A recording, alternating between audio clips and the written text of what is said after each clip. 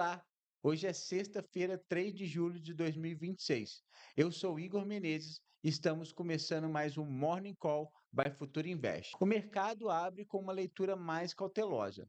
Depois de uma semana marcada por realização parcial, atenção ao Fed, ruídos fiscais no Brasil e expectativa em torno dos dados de emprego nos Estados Unidos. Na semana anterior, o Ibovespa havia subido 2,95%, fechando próximo dos 173 mil pontos. E o dólar ficou praticamente estável, com uma alta de 0,1%, próximo de 5,17. O movimento foi sustentado por bancos, alívio no petróleo e uma leitura mais benigna da inflação, que diminuiu em relação aos meses anteriores do ano. Em junho foi o menor mês de inflação deste ano. Já nesta semana, até o fechamento de ontem, o Ibovespa perdeu força e acumula leve queda de aproximadamente 0,3%. O dólar, por outro lado, sobe cerca de 0,7%, perto dos R$ 5,21.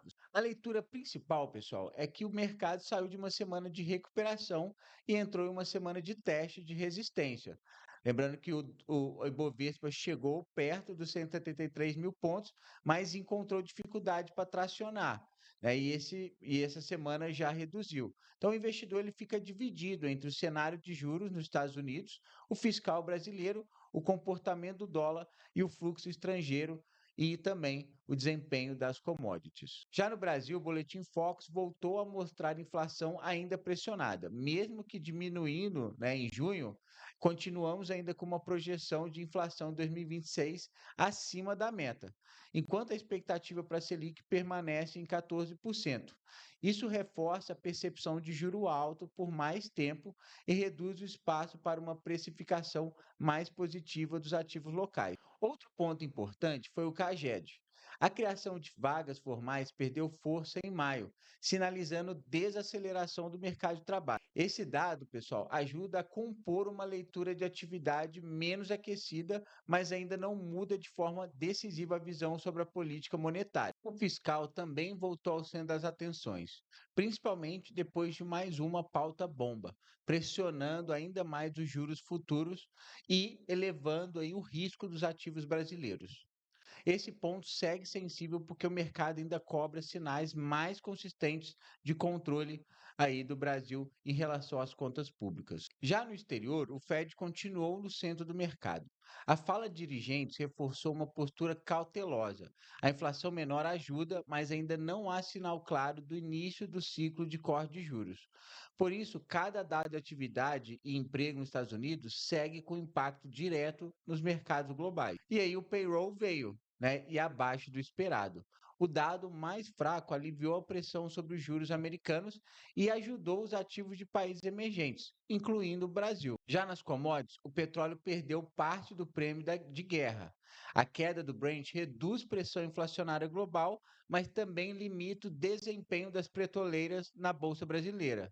Na B3, Vale, bancos e siderúrgicas ajudaram a sustentar parte do índice. Comparando com a semana anterior, o contraste é claro. A semana passada foi de alívio, bolsa em alta, dólar comportando, inflação com leitura mais favorável. Esta semana, mais defensiva, foco em Fed, fiscal brasileiro e dados de emprego. Em resumo, a semana anterior foi de recuperação e essa foi de teste de resistência. Ontem, o Ibovespa subiu 0,64%, fechando aos 172 mil pontos. O movimento veio depois de um payroll mais fraco nos Estados Unidos, que reduziu a pressão sobre os juros americanos e melhorou o apetite por risco. Lembrando que o payroll ele veio quase na metade da meta que tinha como expectativa o governo americano. Ou seja, na prática, o mercado leu esse dado como um sinal de que a economia americana pode estar perdendo força, que é exatamente o que significa, né? Lembrando que o payroll ele mostra a quantidade de empregos que foram gerados nos Estados Unidos. E como apenas metade da expectativa da meta, isso significa que o dólar possa estar perdendo força. Por um lado, não vai desencadear aumento da taxa de juros do Fed. Ou seja, a taxa de juros dos Estados Unidos permanece como estão e o cenário global ganha mais força justamente por esse olhar o dólar aí mais fraco. Mas hoje existe um ponto importante. Os mercados à vista dos Estados Unidos estão fechando pelo feriado antecipado do Dia da Independência. Com menos liquidez em Nova York, o pregão brasileiro tende a ser mais técnico e mais dependente do fluxo local, commodities e dados domésticos. Pergunta do dia é simples: a alta de ontem foi o início de um movimento mais consistente ou apenas um ajuste depois do payroll? Para responder isso, o Ibovespa precisa sustentar a região dos 172 mil pontos. Se conseguir ficar acima desse nível, o mercado mantém uma leitura construtiva. Mas se perder essa faixa, o índice pode voltar a testar suporte mais perto de 171 mil pontos. Lembrando que essa semana a gente também teve os dados do indicadores do CAGED em relação ao volume de empregos aqui no Brasil, que também não ficou muito assim como esperado, né? Ficou abaixo do esperado, o que também gera mais insegurança sobre os juros no Brasil, considerando que a inflação está alta, né? Então, a gente pode ter aí também uma freada na inflação por conta disso. Na minha visão, o Ibovespa ele tende a abrir com estabilidade hoje levemente positiva. A herança externa ajuda, mas a ausência de Nova York limita a força do movimento. Por isso, mais importante será observar a qualidade dos fluxos nos primeiros minutos. Em commodities, o petróleo Brent fechou perto de $72 por barril. Esse patamar dá alguma sustentação para as ações preferenciais da Petrobras, mas não representa o gatilho forte de compra. Já o minério de ferro segue abaixo de $100 por tonelada, o que deixa uma leitura mais cautelosa para Vale e siderúrgicas. No curto prazo, esse movimento reflete dúvida sobre demanda chinesa e pode limitar uma abertura mais forte para o setor. No câmbio, o dólar fechou perto de R$ 5,20, praticamente estável. Mesmo com o dólar mais fraco no exterior, depois do payroll, o real não conseguiu ganhar muito terreno. Isso mostra que ainda existe cautela com o Brasil. Lembrando que o índice também, o payroll brasileiro, ele também não foi muito satisfatório. O principal gatilho doméstico do dia sai às 9 horas, a produção industrial de maio divulgada pelo IBGE. Se o dado vier forte, o mercado pode interpretar que a atividade segue resiliente, pressionando os juros futuros e limitando a queda do dólar. Se vier fraco, a leitura favorece fechamento de taxas e pode ajudar empresas ligadas ao ciclo doméstico, com varejo, construção civil e consumo. Já no corporativo, o destaque fica com a Embraer. A companhia informou a entrega de 65 aeronaves no segundo trimestre, alta de 7% na comparação anual e melhor desempenho para o período em 16 anos. A notícia tende a colocar o papel no radar positivo. Tecnicamente, o primeiro suporte do Bovespa está em 171.700 pontos. Na parte de cima, a resistência imediata fica entre 174.400 e 174.500.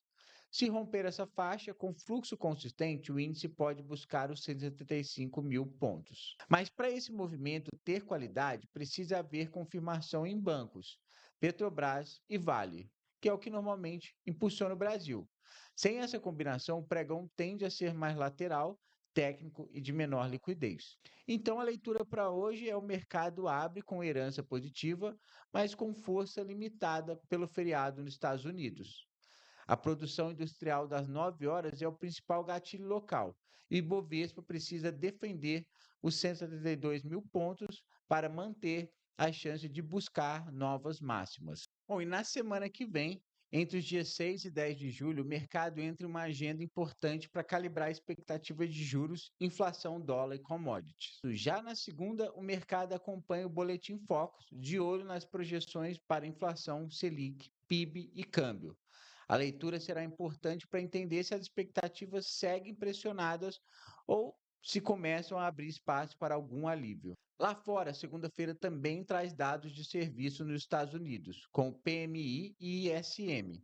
Esses indicadores ajudam a mostrar se a economia americana continua aquecida, mesmo depois dos sinais mais fracos no mercado de trabalho. Na terça-feira, o Brasil divulga o IGP-DI, indicador que ajuda a medir a pressão de preços no atacado e em contratos indexados. Nos Estados Unidos, a balança comercial entra no radar e pode influenciar a leitura sobre crescimento, dólar e fluxo global de capital. Na quarta-feira, o grande evento externo da semana será a ata do Fed. O mercado vai buscar sinais sobre os próximos passos do Banco Central americano, principalmente em relação à inflação, atividade econômica e possibilidade de corte de juros mais à frente. Também nos Estados Unidos, o crédito ao consumidor ajuda a medir o fôlego das famílias americanas e a força do consumo. Na quinta-feira, a atenção se volta para a China. Os dados de inflação ao consumidor e ao produtor ajudam a medir a força da demanda chinesa e podem impactar commodities, especialmente minério, petróleo e ativos ligados ao crescimento global. Ainda na quinta, os pedidos do seguro-desemprego nos Estados Unidos ganham mais peso depois do payroll mais fraco. O mercado ele quer entender se o mercado de trabalho americano está apenas desacelerando ou se começa a mostrar sinais mais claros de perda de força. Na Europa, a ata do Banco Central Europeu também entra no radar, com investidores buscando sinais sobre o ritmo dos juros na região. Na sexta-feira, todos os olhares se voltam para o IPCA de junho no Brasil. Este é o dado mais importante da semana para o mercado local. Uma inflação mais comportada pode reforçar a tese de alívio nos juros futuros. Já uma leitura mais pressionada pode trazer cautela para a bolsa, para o dólar e para os ativos de risco. Nos Estados Unidos, a temporada de resultados começa a ganhar corpo, com a Delta Airlines divulgando o balanço. O resultado ajuda a medir o consumo de serviços, a demanda por viagens e o impacto do petróleo no custo das empresas. Lembrando que isso é um dado muito importante, né, pessoal? Porque como a gente teve a crise do petróleo no começo do semestre, a alta dos preços, a alta volatilidade, isso teve um impacto direto nas companhias aéreas que lá atrás já anunciaram que teriam sérios problemas esse ano. Então, a gente acompanhar os dados da Delta vai nos dar um cenário mais claro desses impactos, o quanto foi negativo. Além da agenda econômica, o petróleo segue com um ponto de atenção, principalmente por causa das discussões da OPEP sobre o aumento da produção. A relação entre Brasil e Estados Unidos também deve continuar no radar, porque qualquer ruído pode mexer com o câmbio, percepção de risco e fluxo para mercados emergentes. A temporada de resultados no Brasil ainda começa devagar, mas os investidores já devem se posicionar olhando para os balanços que vêm nas próximas semanas. E nos Estados Unidos, os grandes bancos divulgam resultados na semana seguinte, mas o mercado pode começar a antecipar esse movimento. Portanto, a próxima semana será decisivo para entender se o mercado ganha espaço para aliviar os juros ou se a cautela continua dominando. A inflação brasileira e a ata do Fed estarão no centro das atenções. E para acompanhar tudo isso com clareza, análise e leitura diária dos impactos no mercado, acompanhe o Morning Call todos os dias. Mais do que saber o que aconteceu, é importante entender como cada movimento pode afetar seus investimentos, sua carteira, seu planejamento e suas decisões financeiras. Por isso, conte também com o acompanhamento de um profissional. Com um planejamento financeiro bem estruturado, você toma decisões com mais estratégia, reduz riscos desnecessários e busca melhores resultados no longo prazo. Siga acompanhando o Morning Call e fale com o planejador financeiro da Futuro para construir um plano alinhado aos seus objetivos. Eu sou o Igor Menezes e este foi mais um Morning Call by Futuro Invest.